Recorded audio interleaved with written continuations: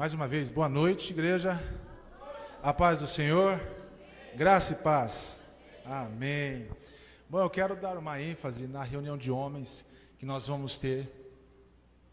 E onde estão os homens aqui? Eu vou falar mais uma vez, porque dessa vez nós vamos ganhar das mulheres. Onde estão os homens aqui? Faltaram alguns homens aí, mas eu não vou perguntar não, porque, né? Mas nós vamos ter a nossa reunião de homens e vai ser um momento especial, sobrenatural, porque nós precisamos tratar essa geração.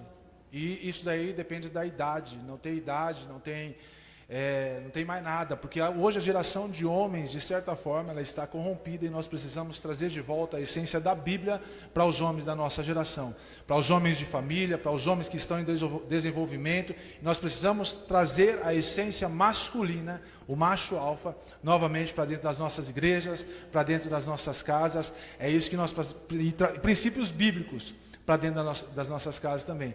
Então nós vamos ter essa reunião de homens valentes, homens poderosos, e eu quero que você convide homens para estar participando desse tempo, dessa reunião, desse culto de homens. Não vai ser uma reunião, vai ser um culto de homens. Eu quero que você esteja convidando o maior número de homens, porque nós sabemos que homem é complicado, né? Homem, para vir para a igreja, é um desafio. Quando o homem vem para a igreja e ora pela esposa, a gente acha uma coisa fora do comum. Agora, o que é mais normal hoje na sociedade é você ver a mulher indo para a igreja interceder pela sua família. Mas nós aqui temos homens valentes, vamos levantar também homens valentes que intercedem, que são alicerces dentro da casa, que são sacerdotes dentro do lar, amém? Amém? Esses são os homens da nossa igreja, aleluia, amém? É isso. Nós, em abril é a reunião, em abril, eu não falei a data porque eu tinha me embananado aqui, mas em abril é a nossa reunião. Abre lá a sua Bíblia, no livro de Joel. Nós vamos falar sobre este grande profeta, que apesar de estar na lista de profetas menores, de menor ele não tem nada, e também a questão de todos os 12 profetas menores mencionados na palavra, que não tem nada de menor, de tamanho, de nível de unção, nada disso. Ele é um profeta, assim como todos os outros, na mesma posição de destaque, de homem de Deus, levantado por Deus para uma nação, para liberar uma palavra. E na maioria das vezes, em todas as palavras dos profetas ditos aqui, titulados como profetas menores, são homens que foram levantados para trazer uma palavra de despertar, de julgamento, de alerta para o povo de Deus, para o povo de Israel e o povo de Judá. E nós, abre lá o texto já em Joel, deixa a sua Bíblia aberta em Joel, nesse livro. Joel capítulo 1 diz o seguinte: essa é a palavra do Senhor que veio a Joel, filho de Petuel. Olha que interessante. O texto começa assim, você vai ver depois, a gente vai continuar o texto, mas não tem mais nenhuma referência que você vê a respeito de Joel, mas nenhuma. Não tem mais nada que fala a respeito de Joel na Bíblia. É apenas o texto dele, mencionado também lá em Atos, né, que foi a profecia que Joel liberou para o povo de Deus, que havia um derramamento do Espírito Santo. Nós vamos entrar nesse tema. Muito obrigado, Marcão. Essa água aí é demais, hein, cara? Especial. E a única referência que nós temos desse profeta é que ele era filho de Petuel. E agora, quem é Petuel? Também nós não sabemos, porque Petuel aparece apenas essa vez na Bíblia. Estudiosos dizem que Joel pode ter sido da tribo de Levi, da linhagem de Levi, por ser um profeta, por profetizar, mas também outros dizem que não, porque ele conhecia muita parte do trabalho do campo, das lavouras e tudo mais. Então, pelo fato dele conhecer muito do trabalho do campo, a tribo de Levi não podia trabalhar, ela teria que ficar apenas reservada aos cuidados do templo. Então, Joel provavelmente não seria da tribo de Levi, porque ele trabalhou. E um levita no povo de Israel, no meio do povo de Israel, não trabalhava. Olha que interessante. Outros estudiosos dizem também que ele pode ter sido da tribo de Rubens. Então, não tem uma identidade certa, um martelo batido sobre quem foi Joel, muito menos Petuel, o pai dele. Mas que é um nome bonito para quem quer ter filho. Petuel é um nome bem interessante. não vai nem ser zoado na escola. Isso daí é uma coisa que não acontece nos dias de hoje, né? Brincadeira, bullying, essas coisas não acontecem. Então, quem foi Joel? Joel foi um profeta, e o texto de Joel, o livro de Joel, provavelmente essa profecia lançada para o povo de Judá. Lembra que eu falei na última vez que eu preguei, que a profecia de Oséias, a ação, o levantamento do profeta Oséias para o povo de Israel, era já quando o povo de Israel já havia sido dividido. Lembra de Salomão que eu falei, quando ficou o reino do norte, o reino do sul? Oséias foi a profecia viva para o reino do... Quem lembra? Não vou deixar que vocês se compliquem dessa forma. Foi a profecia viva trazida para o povo do norte, o reino de Israel, tendo como capital Samaria.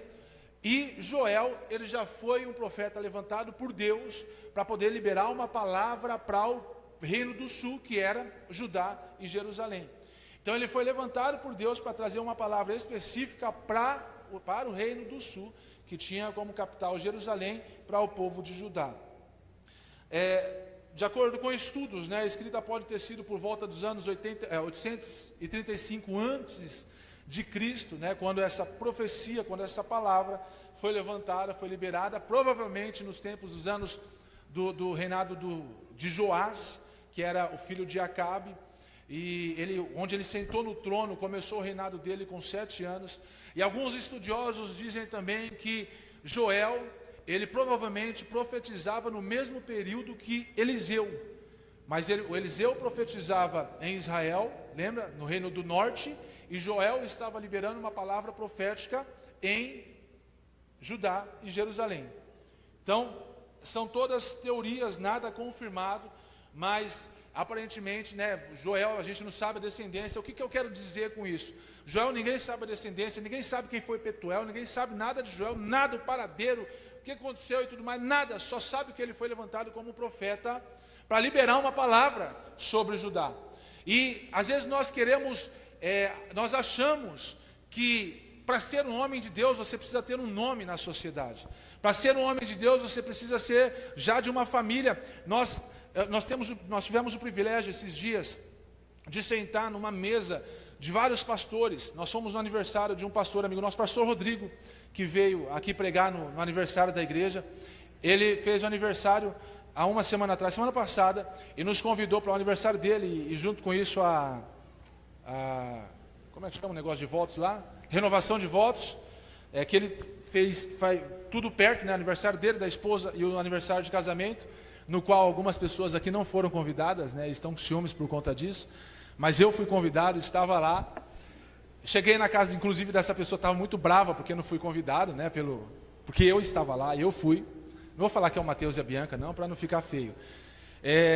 E nós tivemos o privilégio de sentar na mesa dos pastores da comunhão deles, que é da Assembleia Madureira. E para a gente aquilo ali nós participamos da reunião dos pastores de Araçatuba, que são só gente grande, nós participamos da reunião de líderes, que é só gente grande, e nós tivemos também agora o privilégio de sentar na mesa desses pastores, que também foi um momento, para mim particularmente, não sei para a Camila, mas um momento especialíssimo, de estar sentado ali. Sentou uma família de pastores, o marido, a esposa e uma filha, que o trabalho deles abrir a igreja, deixar a igreja consolidada, a igreja fortificada, depois sair e abrir outra igreja. Agora imagina só o trabalho, como o Paulo, né? Mas o Paulo, ele era solteiro. Paulo, ele não tinha mulher, não tinha ninguém, não tinha família, não tinha filhos, não tinha nada. Então para ele sair de um lugar e ir para outro era normal. Ele tinha 4 filhos, 4 filhos, e imagina ele abrindo uma igreja, deixando a igreja fortalecida, os filhos dele adaptados na igreja, completamente ali adaptados na igreja, tendo seus amigos e tudo mais. De repente vem um pastor presidente, fala: agora você vai sair daqui e vai ir para lá. Imagina como não ficava a cabeça da família nisso. Ele falou que o ministério dele sempre foi desse jeito, então ele sempre amou isso, mas para os filhos isso era um desafio. Agora eles já estão acostumados com esse estilo de vida, mas na infância deles, na juventude deles, né, de ter amigos, de ter relacionamento dentro da igreja, isso daí é gostoso demais. Agora imagina você firmar um relacionamento, passou um tempo, agora você não está mais aqui, você está lá, e você vai ter que começar tudo do zero. Se fosse você pegar uma igreja em andamento e fazer uma amizade, é uma coisa, mas você começar uma igreja onde não tem igreja, e ali você começar um grande ministério. Nós tivemos esse privilégio. E esse pastor, ele falou que ele vem de uma linhagem, é a terceira geração, e os filhos dele já estão na quarta geração de pastores. O avô dele era, o pai dele era, ele é, os filhos dele estão caminhando para assumir o pastoreio dentro de igreja. E eu falei, rapaz, isso daí é a coisa mais linda, porque eu sou filho de pastor. Mas eu vejo muitos que não têm esse privilégio de vir de uma linhagem de pastor. E o que o texto de Joel nos ensina é que não tem uma linhagem que mostra de onde Joel veio. Então não importa a linhagem, a sua linhagem, da onde você veio, quem é a sua família, o seu pai, isso aqui não importa nada. O importa é que você foi chamado. O que importa é que você foi escolhido. Agora eu quero que você olhe para a pessoa que está ao seu lado e diz assim: você foi escolhido. Não, nem eu entendi, nem eu acreditei nessa palavra. Você foi chamado. Não importa a sua linhagem, não importa quem tenha sido a sua família, não importa quem tenham sido seus pais, nada disso importa. O que importa é que você tem um chamado. Deus te escolheu, Deus te levantou para liberar uma palavra nessa nação. E o texto de Joel vai exatamente com aquilo que a pastora estava falando aqui agora há pouco, a respeito de Sumaré. E Joel trouxe uma palavra a respeito do tempo que Judá estava vivendo. Semana passada eu falei a respeito, quando eu preguei a respeito de Israel. E agora Joel está trazendo uma palavra exatamente do tempo conturbado, um tempo escuro, sombrio, que Judá estava vivendo. Que era uma palavra de despertar, uma palavra também de alinhamento dos propósitos, dos planos de Judá para com Deus. Porque eles estavam caminhando para um outro lado, um lado distinto, um lado errado, um lado que saía fora da vontade de Deus. E por isso estavam havendo consequências.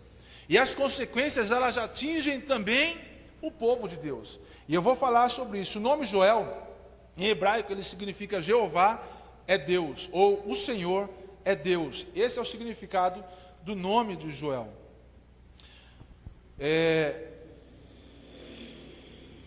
Joel estava vivendo um momento, e o levantamento, o despertar do chamado dele, foi no momento em que Israel estava vivendo um tempo de desordem. Um tempo onde precisava realmente de um alinhamento, precisava realmente de uma voz profética, para que o povo pudesse se converter novamente. O povo pudesse voltar à sua essência, voltar àquilo que eles foram chamados. Porque Romanos capítulo 12, versículo 1, eu trouxe isso na reunião ontem, fala que o nosso corpo ele tem que ser apresentado a Deus como um sacrifício vivo, santo e agradável, para que o nosso corpo seja como um culto racional ao Senhor. Abre lá o texto, Romanos 12, 1 está dizendo o seguinte: portanto, irmãos, exorto-vos, você está rápido, hein, menina? Rapaz, hein? Pelas compaixões de Deus, que apresenteis o vosso corpo como sacrifício santo e agradável a Deus, que é o vosso culto racional. Nós viemos na igreja esperando receber no momento de louvor, no momento do ofertório, no momento de qualquer coisa, qualquer parte do culto, do momento do culto, esperando receber algo de Deus. Nós viemos aqui às vezes aflitos, nós viemos aqui às vezes derrubados, chateados, ou até felizes, alegres, fortes, fortalecidos, e esperamos receber algo da parte de Deus. Quando na verdade nós viemos para a igreja, a nossa obrigação de vir para a igreja é entregar o nosso culto, ou cultuar a Deus. Não esperar com que Deus faça algo, não esperar com que alguma coisa nesse tempo mexa com a minha vida, mas é que eu possa mexer de alguma forma com o coração de Deus através da minha vida. O texto diz aqui que o meu corpo seja como um culto racional. Eu presto culto para Deus quando eu venho aqui. Agora as palavras, os momentos, o que eu quero receber da parte de Deus, isso é no meu particular. É claro que existem momentos que nas palavras, nos momentos de louvor e de adoração, nós também somos tocados de alguma forma, mas eu tenho que vir com o propósito de entregar a Deus, e não de receber de Deus. Então diz assim comigo: quando eu estou na igreja, o meu propósito é de entregar a Deus, e não de receber a Deus, de receber de Deus. E Joel, ele estava vivendo esse tempo onde ele precisava liberar uma profecia, uma palavra sobre Judá, e um tempo onde o povo de Judá estava se sentindo fragilizado por conta de já terem sofrido algumas invasões dos povos vizinhos, que era de Tiro, Sidom e da Filistia, e com isso deixou todo o reino de Judá ali de uma forma frágil. E aí ele precisava liberar uma palavra para um despertamento, e além de tudo isso, veio um desastre natural em Judá, que causou ainda mais uma perda com relação à economia do povo de Judá. Olha só, versículo 2 diz o seguinte: ouçam isto, anciãos, escutem todos os habitantes do país. Já aconteceu algo assim nos seus dias, ou nos dias dos seus antepassados? Contem aos seus filhos o que aconteceu, e eles e os seus netos, eles aos seus netos, e os seus netos à geração seguinte. O gafanhoto cortador deixou o que o gafanhoto cortador deixou, o gafanhoto peregrino comeu. O que o gafanhoto peregrino deixou, o gafanhoto devastador comeu. O que o gafanhoto devastador deixou, o gafanhoto devorador comeu. Esse texto, ele não diz numa linguagem espiritual apenas. Isso aqui foi exatamente o que aconteceu em Judá nesses dias. Foi exatamente o que aconteceu. Uma nuvem de gafanhotos invadiu Judá, Jerusalém, e acabou com toda a plantação de Judá. Além do que eles estavam enfrentando, por conta das invasões que estavam tendo, de Sidom, de Tiro, da Filistia, eles estavam também enfrentando essa crise econômica na plantação, que era o maior meio de sobrevivência. A economia maior de Israel naqueles dias era a plantação. E aí veio essa crise, essa invasão, não é nem climática, dessa praga que invadiu Judá e acabou com toda a plantação. E às vezes nós queremos fazer uma analogia ao espiritual, mas o que aconteceu aqui foi exatamente no literal. Eles acabaram com a plantação de Israel. E o texto fala o seguinte, que o que o gafanhoto cortador deixou, o peregrino comeu. E o que o peregrino deixou, o devastador comeu. E o que o devastador deixou, o devorador comeu. Ou seja, um gafanhoto vinha e comia aquela parte, as folhas. O outro gafanhoto vinha e comia aquela parte central das folhas. Eu não sei, eu não vou saber dizer os nomes. Outro gafanhoto vinha e comia os galhos, e outro gafanhoto vinha e comia o que restava da árvore. Então acabou com toda a plantação naquele tempo. E às vezes também nós podemos fazer uma analogia espiritual para as nossas vidas, que diz: nós não morremos à toa. Ninguém dentro da igreja, você pode avaliar, se você chegou agora, você pode passar o tempo que for na igreja, você vai ver isso daí acontecendo. Mas ninguém dentro da igreja esfria de uma hora para outra. Ninguém desvia de uma hora para outra. Hoje eu estou bem, amanhã acordei ruim, já não vou mais para a igreja, quero desandar, quero isso, quero aquilo. Ninguém faz isso. Acontece exatamente dessa forma. O que um vem, come, não come tudo, aí ele libera, ele dá brecha, dá legalidade para que o outro venha e come a outra parte. Aí dá legalidade para que o outro venha e coma a outra parte, e até matar por completo. E a gente começa a passagem de João 10, que fala que o diabo vem para matar, roubar e... O que ele veio fazer, igreja? Matar, roubar e... Certo, essa é a passagem que nós conhecemos, e a gente pensa que vem de uma vez, né? Ele já vem, mete a faca, você já vai desviar da igreja, vai sair, vai se perder e tudo mais. Não. É aos poucos. 21 anos de igreja, na nossa igreja, fora as outras igrejas que nós passamos, nós vimos de tudo. De pessoas que estavam na igreja, mas não estavam. Pessoas que passaram tempo, e o tempo foi passando, na verdade, elas foram aos poucos se esfriando, até chegar o dia deles saírem da igreja. E ainda colocar a culpa na igreja do acontecimento dela, da vida dela, de um sofrimento dela, de uma morte, de uma frieza que aconteceu com a vida dela, e exatamente dessa forma, veio um, pegou uma parte, veio outro, pegou uma parte, veio outro, pegou uma parte, veio outro, pegou uma parte, até que acabou com toda a plantação. É exatamente isso que acontece, e é esse despertar que Joel está trazendo para nós. Não, se você avalie bem o seu coração, avalie bem a sua vida, a sua condição espiritual, entenda bem o que você está vivendo, que nível de espiritualidade você está, de relacionamento com Deus você está, e aonde você quer chegar. Eu gosto sempre de falar, estar na igreja não leva ninguém para o céu. Não leva ninguém para o céu. Você pode estar na igreja do jeito que você quiser, e falar, não, agora eu vou para o céu. Não vai. O que vai te levar para o céu é o seu relacionamento. Muitas pessoas se intitulam crentes, Ah, eu sou crente, sou do louvor, sou pastor, mas o coração totalmente estragado, a pessoa completamente desviada. Você vê aí artistas, né, que uns tempos atrás, agora já baixou um pouco a poeira, mas artistas que uns tempos atrás estavam colocando títulos, rótulos dele, eu sou crente, a vida deles era um estrago, todo mundo via o estrago que era na vida deles. E você também pode dizer para as pessoas que vai para a igreja, mas as pessoas olham para você e te enxergam como um testemunho vivo da palavra. Se você não testemunha a palavra, se você não testifica a palavra, então você não é crente coisa nenhuma. Você está na igreja apenas para encher cadeira. Isso daí é bom? Não.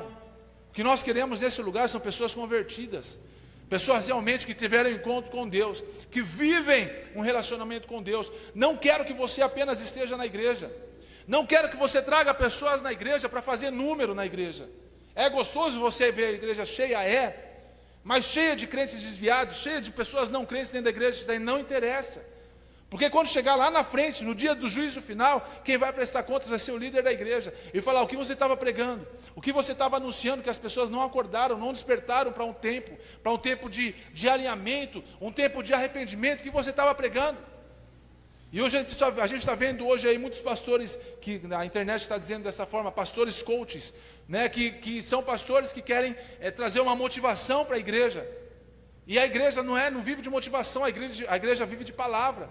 Muitas vezes nós até caímos nesse erro de trazer esse tipo de palavra, mas a igreja não vive de motivação, a igreja vive de palavra. O crente não vive de motivação, o crente vive de palavra. A única coisa que nos motiva é a Bíblia, é o relacionamento com Deus.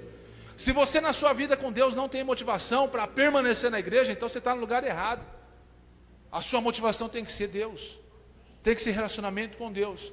Se o fato de você se relacionar com Deus não é uma motivação, então você está no lugar errado.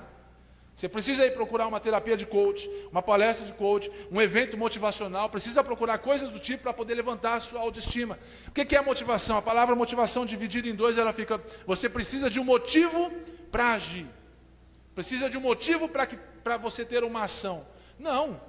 Nós não precisamos de motivo para vir para a igreja, não. O motivo que nós temos para vir para a igreja é Deus, eu quero me encontrar. Eu sei que lá é um momento de comunhão, um momento de reunião, um momento onde nós prestamos culto junto a Deus, mas a minha motivação maior é Deus. E aí a pessoa pode dizer também para mim, falar, agora o Bruno está dizendo que eu posso cultuar a Deus em casa. Também é uma mentira, porque você precisa estar na igreja, porque o culto prestado é a comunhão. Você é a igreja quando está em comunhão com outros irmãos. Tem uma música que fala que membro fora do corpo, ele morre. Membro fora do corpo, ele acaba morrendo. Você não consegue ser um dedo de uma mão sem ter a mão, sem ter o corpo, sem ter o braço, sem ter nada. Se você for o dedo, é porque você faz parte de um corpo. Você não é corpo estando na sua casa. Diz assim comigo, eu não sou corpo dentro da minha casa apenas. Você só é corpo estando em uma igreja. E Joel, o interessante é que ele usa a calamidade, ele usa o estrago que Judá passou, que Judá viveu, para poder liberar uma palavra para Judá. Ele usou a deformação, ele usou a fragilidade, ele usou a tragédia, vamos dizer assim, que nós podemos dizer dessa forma. Ele usou a tragédia para poder liberar uma palavra sobre Judá.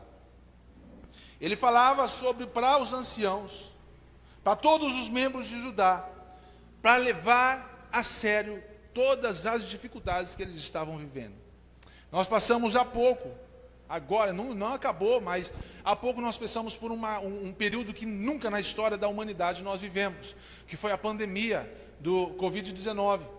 Nós nunca vivemos isso na história da humanidade, onde a gente via pessoas amadas, pessoas queridas, perto de nós, morrendo, pessoas saudáveis. Graças a Deus aqui na igreja nós não tivemos, mas você com certeza conheceu muitas pessoas, o seu filho, exatamente, o filho do Daniel. O William não foi do Covid, mas nós perdemos também, né? Foi dado como Covid, mas não foi, né? E graças a Deus nós tivemos poucas pessoas, mas você conhece muitas pessoas que perderam muitos entes queridos por causa dessa doença, dessa pandemia. E nós, na maioria das vezes, queremos alisar a cabeça das pessoas, fazer um carinho nas pessoas para que elas permaneçam na igreja. E olha só o que aconteceu com Joel. Ele usou uma tragédia para dizer para o povo o seguinte: se arrependam. Se arrependam, porque o dia do Senhor está chegando.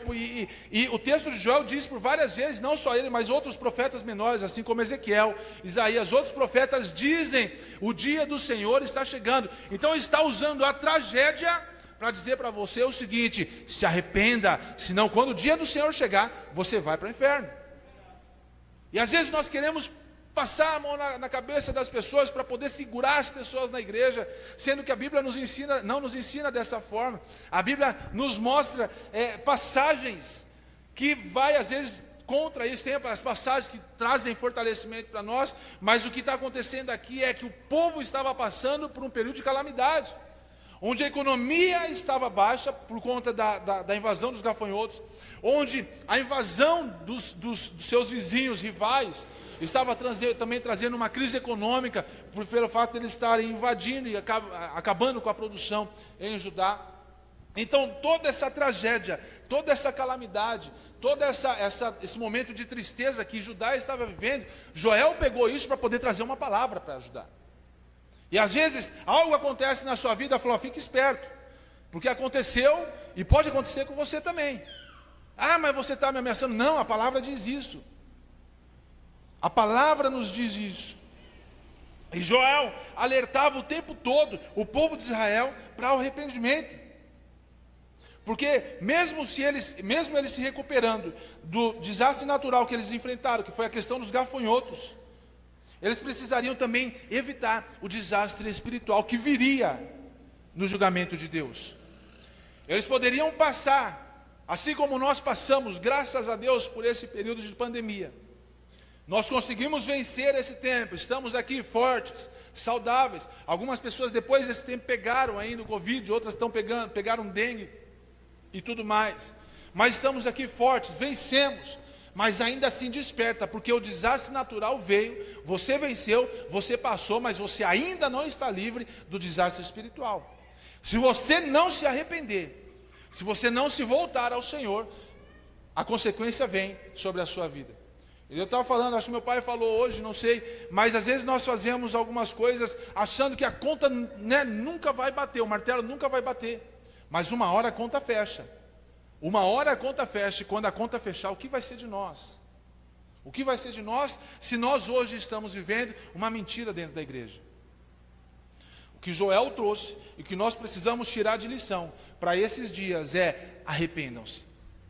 Arrependam-se, porque você, nós podemos nos achar às vezes bem, saudáveis, legal, está indo tudo bem, minha vida financeira está bem, não devo nada, no meu trabalho está indo bem, meu casamento está indo bem, meus relacionamentos estão legais e tudo mais, está tudo legal, pode parecer que seja tudo legal, mas fica esperto, porque melhorou agora.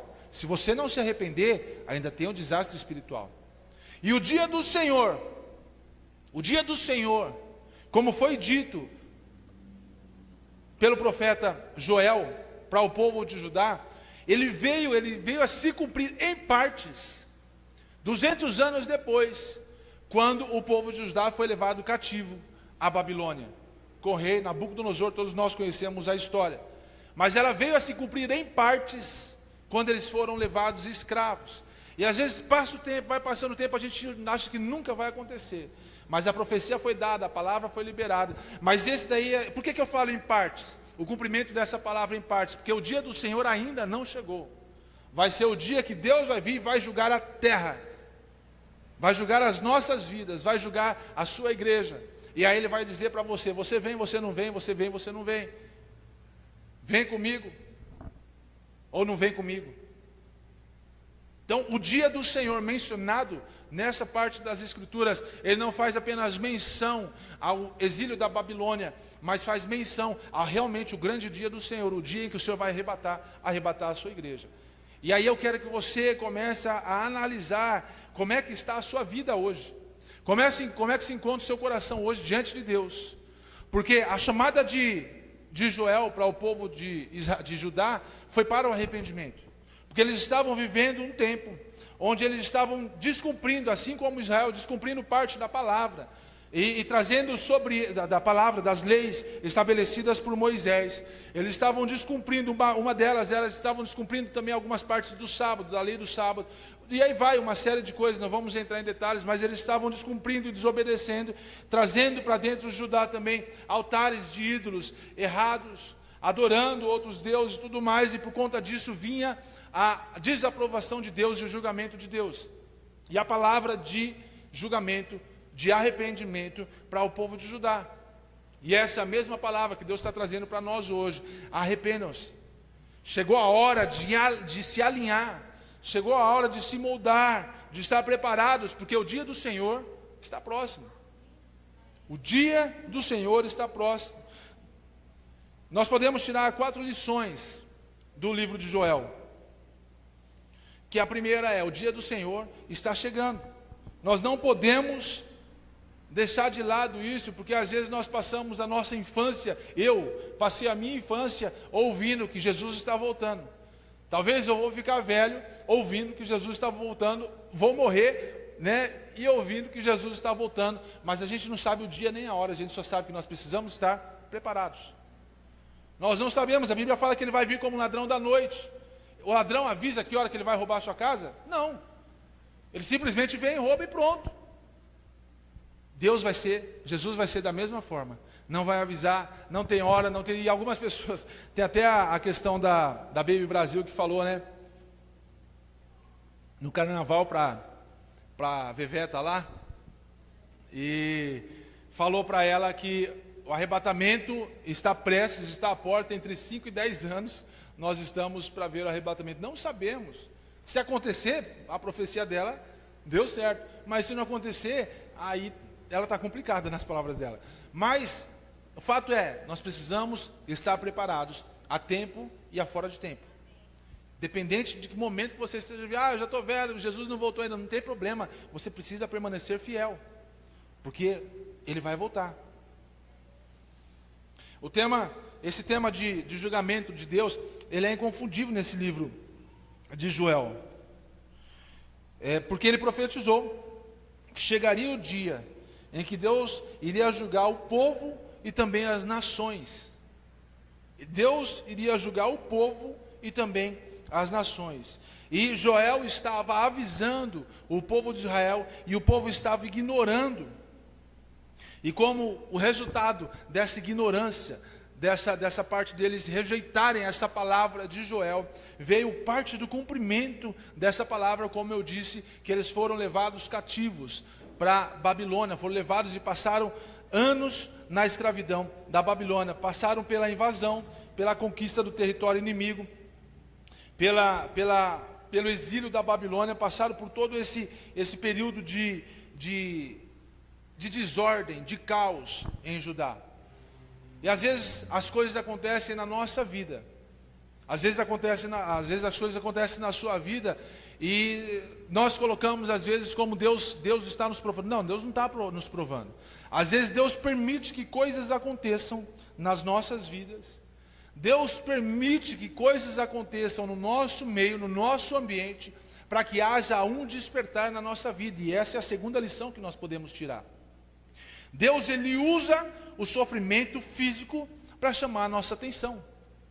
Ele não faz, Ele não te dá a doença, Ele não joga a crise sobre a sua vida, mas Ele permite com que as coisas aconteçam nas nossas vidas para que nós possamos despertar para o que Ele quer falar. Despertar, chamar a nossa atenção para o que Ele quer nesses dias. Olha só o que aconteceu com Jó. Jó nem precisava disso, mas Jó era um homem íntegro, temente a Deus, e uma família maravilhosa e tudo mais. E quando o diabo chega diante de Deus, fala, olha lá, e Deus, ele se gaba da situação, fala, olha o meu servo Jó, você está vendo? Fala, é fácil, com tudo que ele tem, todo bonzinho, legalzinho. Fala, deixa eu tocar. Fala, não, vai e toca, só que não toca na vida dele. Quando começou a perder tudo, houve toda aquela destruição com Jó. Aí a gente entende que Deus permite usar certas situações para poder chamar a nossa atenção. E às vezes nós não entendemos, mas Deus usa o sofrimento, Deus usa as situações ruins para que você possa novamente se voltar a Ele. Às vezes uma situação de doença, às vezes uma situação de acidente, de crise financeira. O que aconteceu com Judá aqui nesse tempo, com Joel, foi que houve uma calamidade, um desastre natural, e ainda a invasão dos povos inimigos. Então estava tendo um momento ruim na história de Judá, onde eles precisavam se voltar para Deus, onde eles precisavam voltar novamente a atenção deles para Deus. E agora eu quero que você pare para pensar, o que você está vivendo hoje? É por isso que eu perguntei, às vezes parece que está muito bom, às vezes parece que está tudo legal, às vezes parece que está tudo extraordinário, e como está tudo bem, a gente acaba ficando folgado, ficando descansado. Está tudo legal, está tudo indo bem, mas precisa acontecer alguma coisa na sua vida, precisa de repente você tomar uma rasteira, para você despertar e entender, poxa, é Deus que está querendo a minha atenção, tudo isso está acontecendo para que eu me volte para Deus, tudo isso está acontecendo para que eu me arrependa. Então às vezes é necessário que isso aconteça. Aconteceu do filho ficar doente, ficar dias internado, aconteceu morreu, precisou, desperta. É a situação de arrependimento. Deus usa esses eventos naturais, essa talvez fome, peste, clima, exércitos invasores, fenômenos até celestiais, para poder chamar a nossa atenção. Se você não desperta de um jeito, Ele faz alguma coisa acontecer para que você desperte de outro. O que aconteceu com Judá foi isso. Precisou acontecer uma causa, uma calamidade natural, um desastre natural, para que eles pudessem se voltar à soberania de Deus, se voltar à presença de Deus. E nós precisamos entender isso. Às vezes o que você está passando, o que você passou, o que você ainda não passou, mas um dia pode passar, lembra, se eu estou passando por isso agora, é porque Deus de alguma forma está querendo chamar a minha atenção. E se preocupa, porque você está querendo chamar a sua atenção nessa parte, porque a coisa está bem feia. Lembra disso que eu estou te falando hoje. Se Deus te chamar a tua atenção dessa forma, usando algumas situações dessas, é porque você não está ouvindo de forma nenhuma. Deus está querendo falar com você através dos profetas diretamente a você. Deus está querendo falar com você particularmente, se você tem o seu secreto ou se você não tem o seu secreto. Ele está querendo falar com você através de qualquer situação, você não está dando ouvidos a nada. A nada. E aí é necessário que aconteça uma situação difícil, complicada, para você começar a olhar para Deus dessa forma. Quantos filmes nós vemos aí na televisão, filmes cristãos, que precisa de uma situação de desastre, uma situação complicada para que a pessoa possa se voltar para Deus. Acho que é o filme que o menininho morre lá, que é o pai, ele era meio que descrente, é isso? O menininho morre, esqueci o nome do filme, mas tem vários filmes aí. O Céu de Verdade, que o pai é meio descrente, é isso? Ou o pai isso daí? Ele era pastor, mas não acreditava nem naquilo que ele pregava, né? E aí o menino morre, morre e ressuscita, né? Tem um encontro lá até com o vô dele no céu. E a experiência que ele teve marcou a vida do pai. Mas às vezes precisa acontecer uma causa, precisa acontecer algo para que mexa com a sua estrutura, para que você possa se voltar a Deus. Então o meu clamor e a nossa oração é: tomara que isso não aconteça. Tomara que isso não aconteça, porque muitos de nós não aguentaríamos. Muitos de nós não aguentaríamos. A terceira lição que nós podemos tirar desse texto é que a promessa da presença de Deus, ela é real nas nossas vidas. A promessa da presença e da manifestação de Deus, ela é real nas nossas vidas. Uma das principais profecias do profeta Joel, ela marca o início da igreja, ela se concretiza na igreja de Atos. Abre lá em Atos capítulo 2. Atos capítulo 2. Ela dá início à profecia de Joel, onde existe o derramamento do Espírito Santo sobre o povo de Israel. E existe uma promessa de restauração sobre o povo. E ao completar-se o dia de Pentecostes, estavam todos reunidos num só lugar. De repente veio do céu um barulho, semelhante ao de vento soprando muito forte, e esse som tomou conta de toda a casa onde estavam assentados. Então todos viram distribuídas entre eles línguas de fogo, e pousou uma sobre cada um deles. E todas as pessoas ali reunidas ficaram cheias do Espírito Santo e começaram a falar em outras línguas, de acordo com o poder que o próprio Espírito lhes concedia que falassem. Ora, estavam morando ali em Jerusalém judeus tementes a Deus, vindos de todas as partes do mundo. E o próximo: ao ouvirem aquele estrondo, ajuntou-se grande número de pessoas e ficaram maravilhadas, pois cada um ouvia falar em sua própria língua. Pode parar por aí.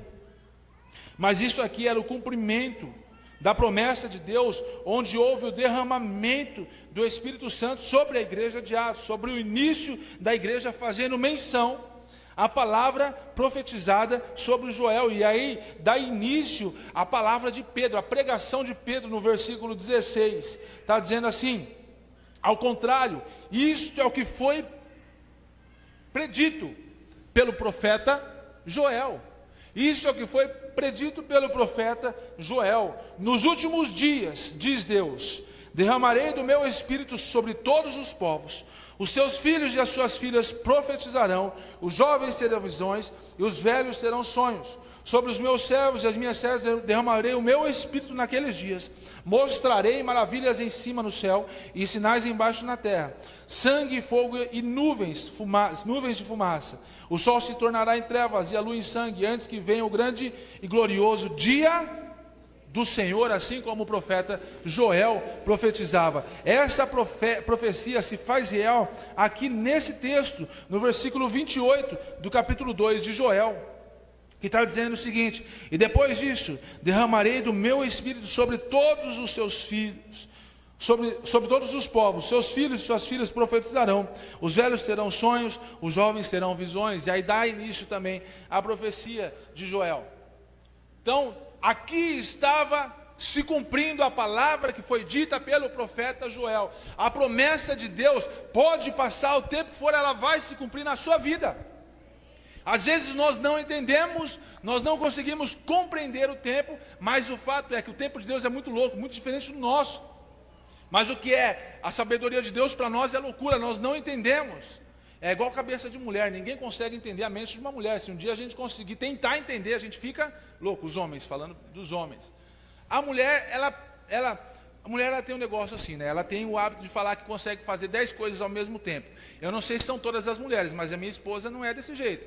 Ou ela faz uma coisa, se ela vai me buscar de carro no trabalho, quando ela volta, ou ela conversa ou ela dirige. Se ela conversa, ela não dirige. Se ela dirige, ela não conversa, porque ela esquece de trocar de marcha. Então a gente está andando, a gente pega a pista aqui, eu vou comprar um Fusca para ela, porque aí ela fica só até a quarta. Aí eu falo: amor, tem mais uma marcha, o carro está pedindo aí, pode ir. Né? Aí eu falei, falei isso daí, fico brincando com ela, o Vitor falou: mas pai, se a gente comprar um Fusca de 4 marchas, ela vai usar só até a terceira. Aí fica, então aí fica difícil, aí não tem como. Aí fica difícil. Mas nós precisamos entender que a promessa de Deus, ela vai se cumprir, independente do tempo que você esteja vivendo. Apenas aprenda a obedecer, porque vai se cumprir, e o dia do Senhor está chegando, e a promessa final há de ser cumprida na sua vida. E a quarta lição é: o julgamento de Deus é grande para aqueles que pertencem a Deus. E também nós precisamos entender nessa lição que todas as pessoas que têm se levantado contra nós, todos os ímpios que têm se levantado contra a igreja, ou as pessoas que estão fora da igreja, lembra que eu falei de Tiro, Sidom e da Filistia contra o povo de Judá, que eles invadiam todas as vezes a terra de Judá? Fato é, nós precisamos entender que o julgamento de Deus veio sobre todos os vizinhos inimigos deles. O julgamento de Deus veio sobre todos os vizinhos inimigos. Então Deus, Ele libera também, diante de todas as coisas, uma proteção sobre a vida dos filhos dele. Deus, Ele te protege, e Ele libera uma palavra profética de proteção sobre a vida dos filhos de Deus. Quem obedece, quem se arrepende, Deus guarda, Deus protege, e existe uma promessa tripla de restauração para a igreja. Existe uma promessa tripla de restauração para nós, para o povo de Deus. Eu quero que os meninos subam aqui e nos ajudem. Uma promessa tripla de restauração. Joel, no capítulo 2, a gente vai ler a partir do versículo 21. Está dizendo o seguinte: não tenham medo, ó terra, regozije-se e alegre-se. O Senhor tem feito grandes coisas. Não tenham medo, animais do campo, pois as pastagens estão ficando verdes, as árvores estão dando seus frutos, a figueira e a videira estão carregadas. Ó povo de Sião, alegre-se, regozije-se no Senhor, o seu Deus, pois Ele lhes dá a chuva de outono, conforme a sua justiça. Ele lhe envia muitas chuvas, as de outono e as de primavera, como antes fazia. As eiras ficarão cheias de trigo, os tonéis transbordarão de vinho e de azeite. E aí um texto maravilhoso, maravilhoso, maravilhoso. Vou compensá-los pelos anos de colheita que os gafanhotos destruíram. O gafanhoto peregrino, o devastador, o devorador e o cortador, o grande exército que enviei contra vocês. Vocês comerão até ficarem satisfeitos e louvarão o nome do Senhor, o seu Deus, que fez maravilhas em favor de vocês. Nunca mais o meu povo será humilhado, nunca mais o meu povo será humilhado, nunca mais o meu povo será humilhado. E eu vou continuar falando até que você dê um glória a Deus bem alto. Nunca mais o meu povo será humilhado, nunca mais o meu povo será humilhado. Então vocês saberão que eu estou no meio de Israel, eu sou o Senhor, o seu Deus, e não há nenhum outro. Nunca mais o meu povo será humilhado. E aqui eu pergunto: quem é povo de Deus? Quem é povo de Deus? Quem é povo de Deus? A profecia é de que existe uma restauração material sobre o povo de Judá.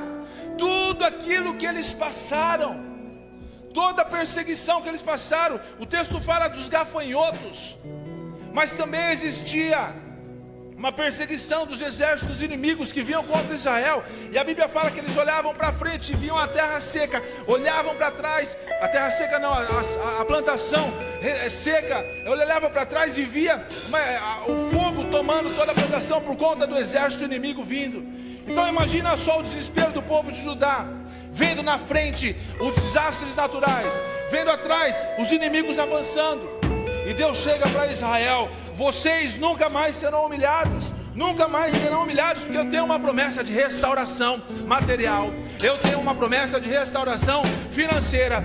Se você me obedecer, se você se arrepender, existe uma promessa de restauração material sobre a sua vida. E isso eu declaro: a promessa de Deus vai se cumprir na sua vida. A promessa de Deus, todos os anos que foram consumidos pelo gafanhoto, Deus vai restituir. Tudo aquilo que foi roubado pelos gafanhotos, Deus vai restituir. Vocês vão comer até ficarem satisfeitos e vão louvar ao Senhor em todas as circunstâncias. E a segunda restauração é a restauração espiritual, que vem a bênção da promessa de Deus, a partir do versículo 28, que diz o seguinte: e depois disso derramarei do meu espírito sobre todos os povos. Os seus filhos e as suas filhas profetizarão, os velhos terão sonhos, os jovens terão visões. Até sobre os servos e as servas derramarei do meu espírito naqueles dias. Mostrarei maravilhas no céu e na terra: sangue, fogo e nuvens de fumaça. O sol se tornará em trevas e a lua em sangue, antes que venha o grande dia e temível do Senhor. E todo aquele que invocar o nome do Senhor será salvo. Quem aqui vai invocar o nome do Senhor nessa noite? Onde está a igreja que está disposta a invocar o nome do Senhor nessa noite? Pois conforme prometeu o Senhor no monte Sião e em Jerusalém, haverá livramento para os sobreviventes, para aqueles a quem o Senhor chamar. Onde estão chamados o Senhor nessa noite? Onde estão chamados o Senhor para que haja uma restauração espiritual? Onde estão chamados o Senhor para que haja uma restauração espiritual? Nós não vamos mais ficar como uma igreja morna. Nós não vamos mais ficar como uma igreja fria. Nós não vamos mais esperar as coisas acontecerem aqui na igreja para que a gente possa levantar a mão, para que a gente possa glorificar, para que a gente possa dar aleluia. Não, nós somos um povo avivado. Nós somos um povo que já recebeu uma promessa. Nós somos um povo restaurados espiritualmente. A restauração já veio sobre a sua vida. E a terceira restauração, a restauração nacional, através do julgamento divino sobre os injustos. Ou seja, aquilo que Deus vai fazer, isso aí você vai conferir no capítulo 3, aquilo que Deus vai fazer sobre todos aqueles que vieram contra o povo de Deus.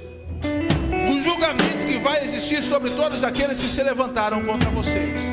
Eu quero que vocês se coloquem de pé, por favor. E nós precisamos entender isso. Hey! Enquanto eu vou me preparando aqui, já pode ir passando a ceia. Pode ir passando a ceia hoje? É hoje, né? Então pode ir passando.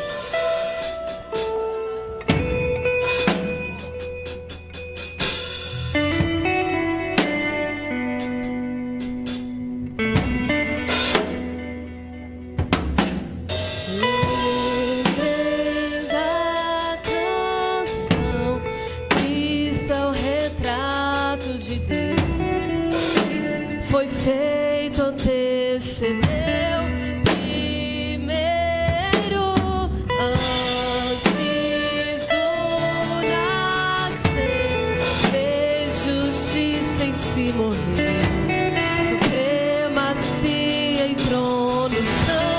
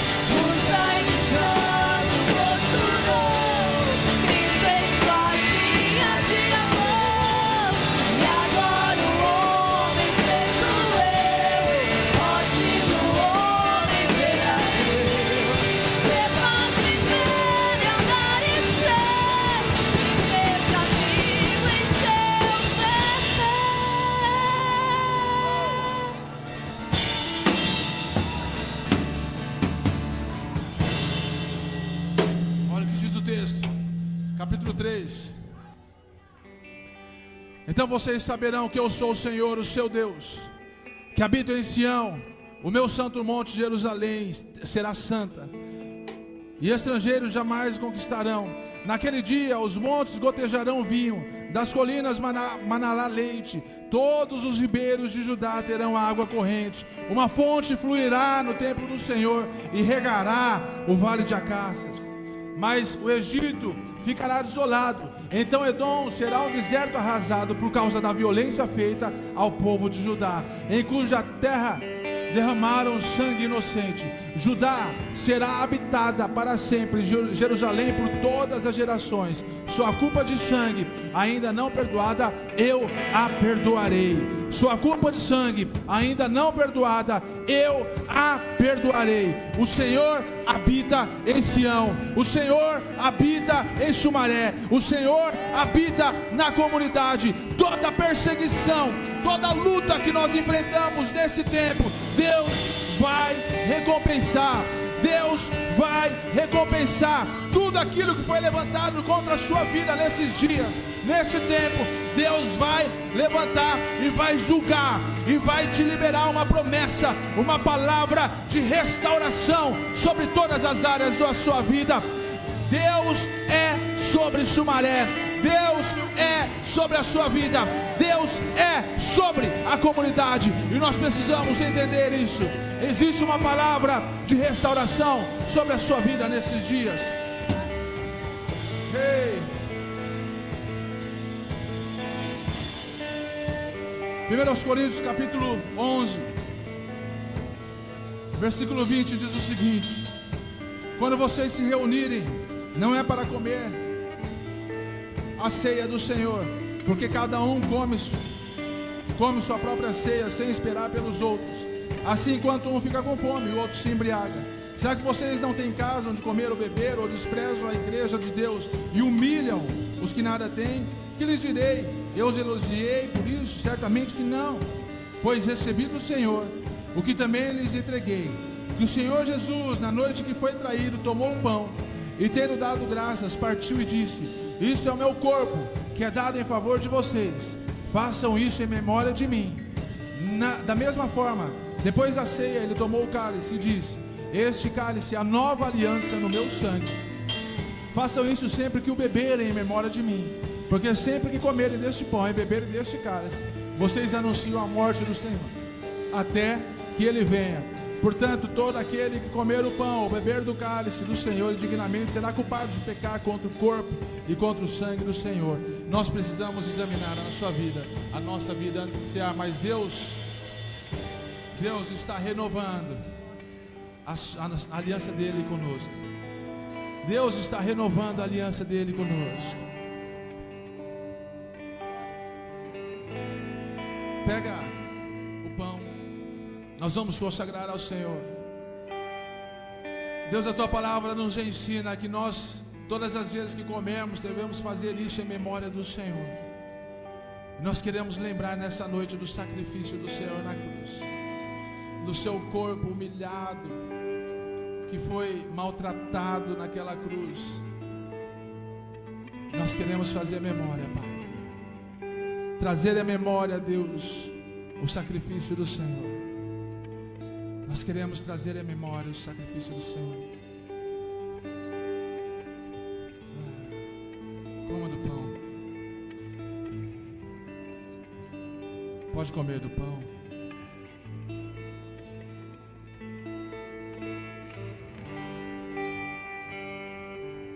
Pega o cálice. E a tua palavra diz, Deus, que esse é o símbolo da nova aliança, onde o Senhor está restabelecendo a aliança do Senhor com o teu povo. Nós estamos dizendo, Deus, estamos aqui. Estamos aqui. Estamos aqui, Deus. Nós queremos renovar a aliança contigo. Nós queremos renovar a aliança contigo. Nós queremos renovar a aliança contigo.